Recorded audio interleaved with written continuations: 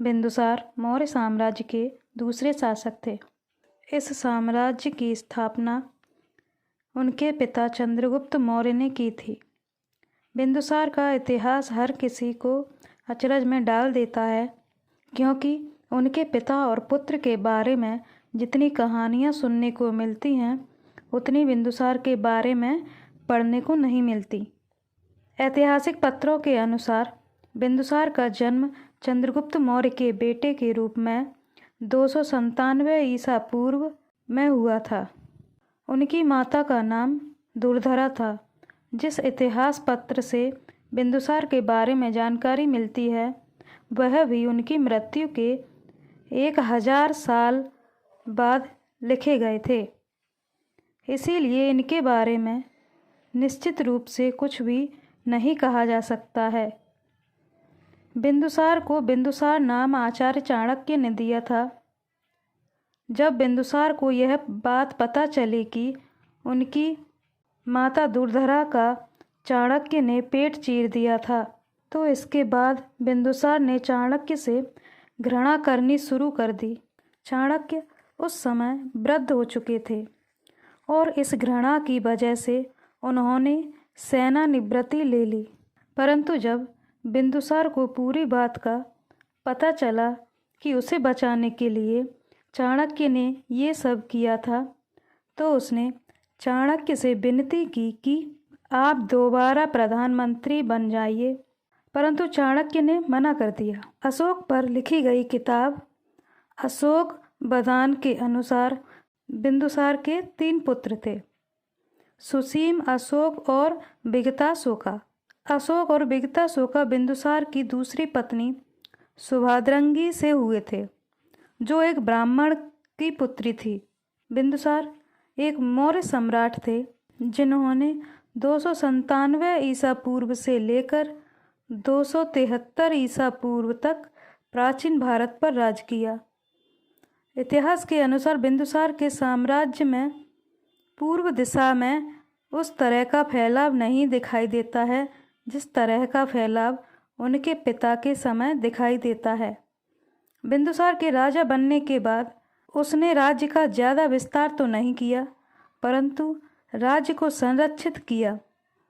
पूर्व दिशा में बिंदुसार ने उसी साम्राज्य पर राज्य किया जो कि चंद्रगुप्त द्वारा उनको दिया गया था।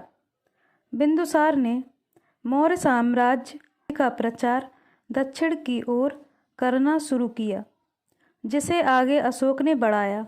बिंदुसार के समय पश्चिम एशिया से मौर्यकालीन भारत के अच्छे व्यापारिक संबंध थे।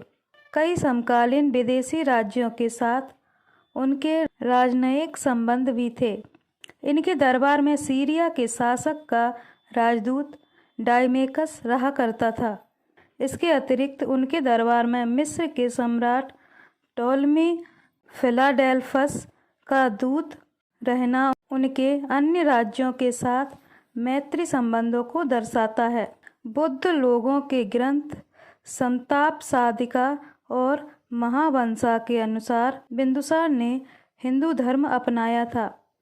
इसी वजह से उन्हें ब्राह्मणा भट्ट भी कहा गया है, जिसका अर्थ होता है ब्राह्मणों की विजय।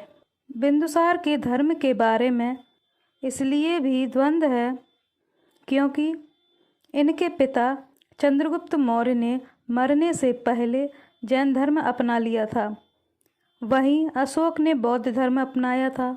बिंदुसार मौर्य की मृत्यु 270 ईसा पूर्व को पाटलिपुत्र में हुई थी।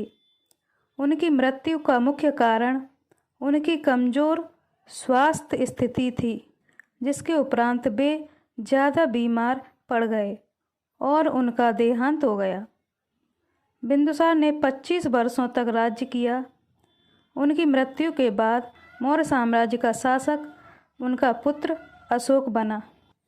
इतिहास में बिंदुसार को महान पिता का पुत्र और महान पुत्र का पिता की उपाधि दी गई है। अशोक और उनके पिता बिंदुसार के विचारों में काफ़ी अंतर था। इतिहास को देखा जाए तो बिंदुसार अन्य मौर्यों की तुलना में कम आक्रामक नज़र आते हैं। लेकिन उनके जीते जी उन्होंने कई सारे विद्रोहों का सामना किया, जिनमें पाटलिपुत्र विश्वविद्यालय सबसे अहम है। बिंदुसार के शासनकाल में 2 बार पाटलिपुत्र विश्वविद्यालय में उनके खिलाफ विद्रोह हुआ।